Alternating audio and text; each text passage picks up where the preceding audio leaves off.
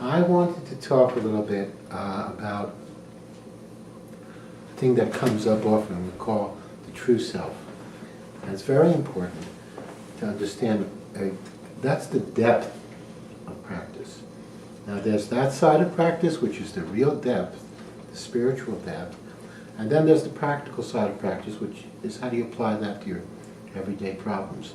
Some of you lean too much one way, some of you lean too much the other way. It's good both. If you really have a very spiritual nature, sometimes you can really understand the depths of practice, but you really just mess up your whole life. It doesn't matter. If you are too practical, what you will understand as you get older and you're dying is what you consider practical wasn't all that practical. Because living and dying is practical. So the two together is very good. Okay? And one informs the other. I'm going to try to make an analogy. The famous person who found out who they really were is the historical Buddha. Now, I always say when I talk about this that it's very important in my mind to understand this correctly. You look back to Indian culture a couple of thousand years ago, and it seems exotic to you, but life is not exotic. Life was just like life is. And Buddha is a name that means awakened one, somebody who woke up. And also, all the Indian stuff like Siddhartha, Shakyamuni, it was a common name, just like Sam. It's better that you think of it that way, that this was a guy named Sam. He didn't have an exotic name. And he was, in the legends, they like to make it kind of big, so they say he was the son of a king. Yeah, but there were a lot of kings. Okay, so you might just think of him more accurately as the son of a CEO of a big company.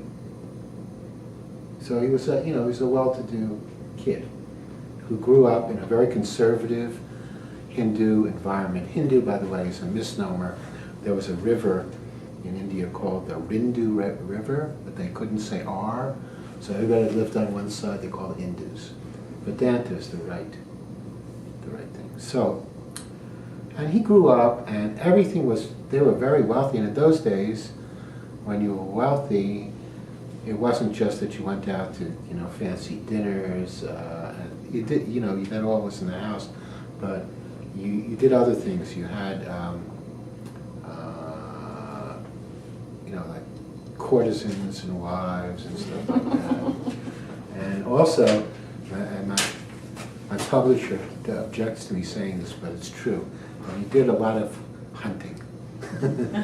Also. Anyway, so he was just a regular person, right?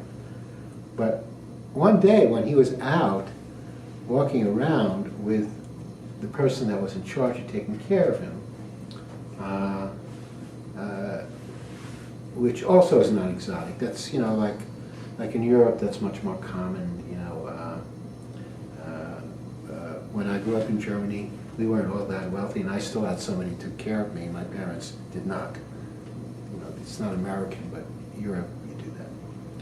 Anyway, so he had whoever was minding him taking care of him. He went outside, and he saw for the first time that people were in bad shape. They were missing limbs. They had leprosy. Their noses were falling off. When you have leprosy, your nose falls off, and other things fall off. Everything falls off.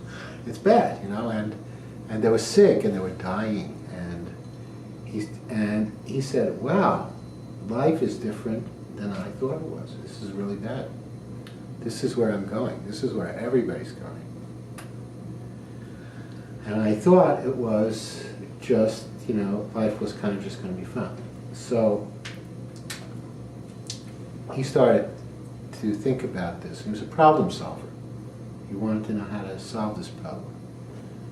Now you can think of this as a special case, or you can also think of it as the average life, just you getting older. As you get older, it becomes clearer to you than when you're younger that sickness and death are happening. When we're young, we don't see that so clearly. So just think of it as an ordinary lives matter. So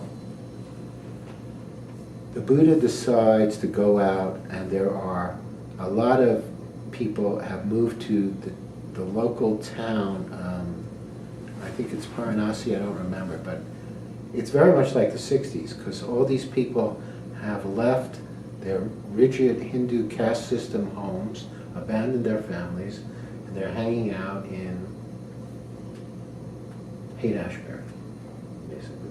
And they're all doing yoga and living on the street and living in trees, and the weather was good, so it was better than here. And that was the culture he went into.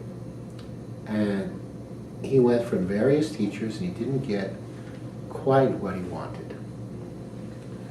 And then he decided that meditation was the way. And we don't know exactly how this happened, but he decided, and he kept meditating by himself.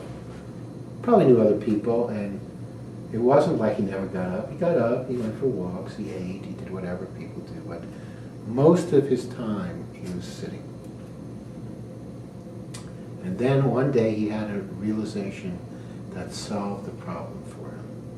And what he saw was that this person that he was so worried about, Sam the Buddha, this is before the Buddha, so just Sam, that this person, Sam, that he wasn't who he really was.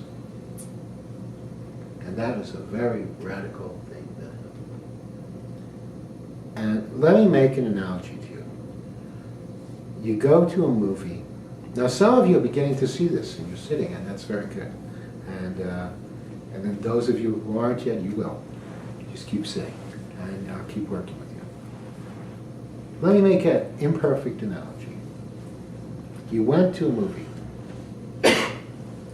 and in the movie, as we do, you forgot who you were, and you became the main actor, whoever that might be.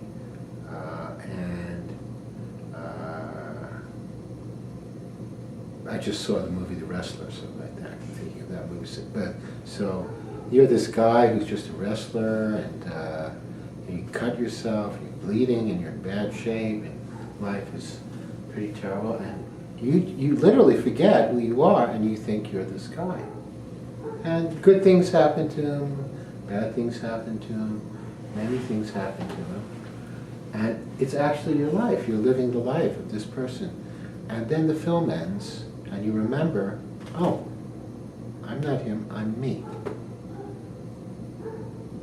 That is what remembering who you are, what enlightenment is like. There's one difference, though. When we do that in a theater, we come back from the story of the wrestler to the story of Daniel or Sam. When you awaken, you don't come back. The Daniel story is also just another story. There's an infinite amount of films, and you see that who you really are is nothing, emptiness. Now, nothing doesn't mean nothing. Nothing means a thing that cannot be grasped. A spacious, empty quality like light or air, call it mind or consciousness or whatever, that can become anything. So when you realize that that is your real nature, in a way, all the things that were bothering you before are not important. Now that is stage one. And that stage has to go on for a while and really deepen.